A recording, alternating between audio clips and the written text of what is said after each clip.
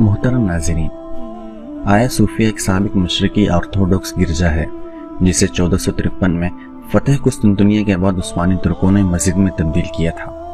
1935 میں مصطفیٰ کمال اتاترک نے اس کی گرجے و مسجد کی حیثیت ختم کر کے اسے عجائب گھر بنا دیا تھا۔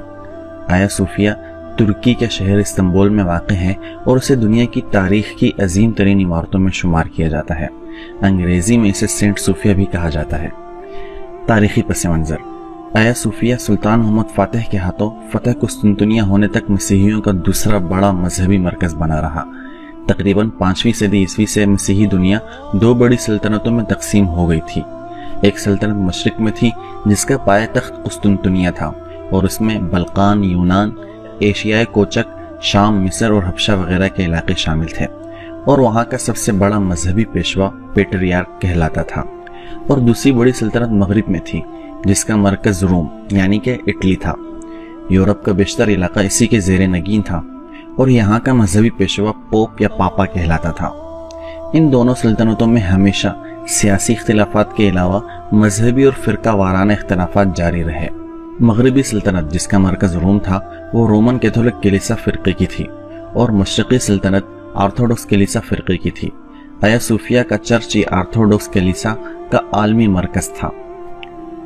مسیحی اہمیت: آیا صوفیہ مسیحیوں کے گروہ آرتھوڈوکس کلیسا کا عالمی مرکز تھا۔ اس چرچ کا سربراہ جو پیٹریارک کہلاتا تھا اسی میں مقیم تھا، لہٰذا نصف مسیحی دنیا اس کلیسا کو اپنی مقدس ترین عبادت گاہ سمجھا کرتی تھی۔ آیا صوفیہ اس لحاظ سے بھی اہم تھا کہ وہ روم کے کیتھولک کلیسا کے مقابلے میں زیادہ قدیم تھا۔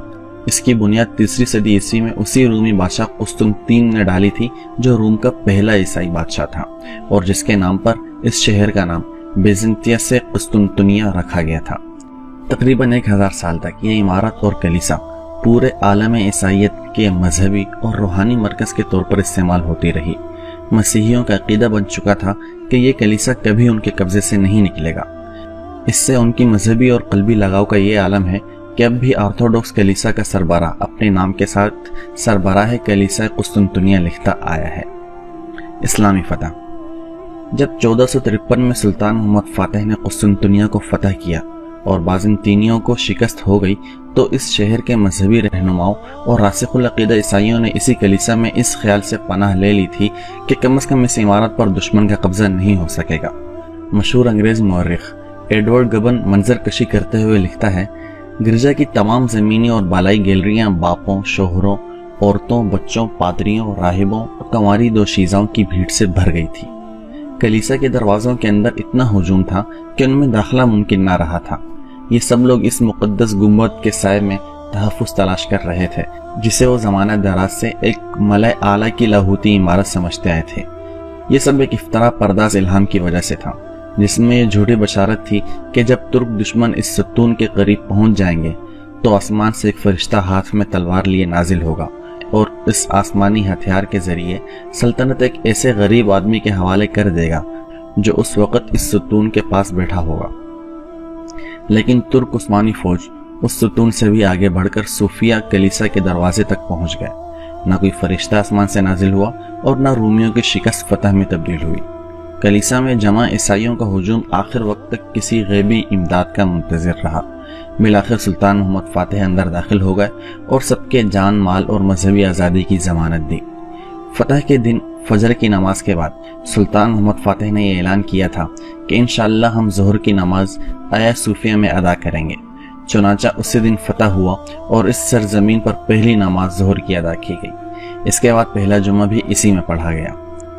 آیا صوفیہ مسجد: قسطنطنیہ چونکہ سلطان کی طرف سے صلح کی پیشکش کے بعد بزور شمشیر فتح ہوا تھا، اس لیے مسلمان ان کلیساؤں کو باقی رکھنے کے پابند اور مشروط نہ تھے، اور اس بڑے چرچ کے ساتھ جو توہمات اور باطل عقیدے وابستہ تھے انہیں بھی ختم کرنا تھا۔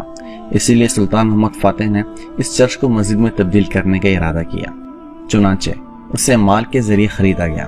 اس میں موجود رسموں اور تصاویر کو مٹا دیا گیا یا چھپا دیا گیا اور محراب قبلہ رخ کر دیا گیا۔ سلطان نے اس کے میناروں میں بھی اضافہ کر دیا تھا۔ اس کے بعد یہ مسجد جامعہ آیا صوفیہ کے نام سے مشہور ہو گئی اور سلطنت عثمانیہ کے خاتمے تک تقریباً 500 سال تک 5 وقتہ نماز ہوتی رہی۔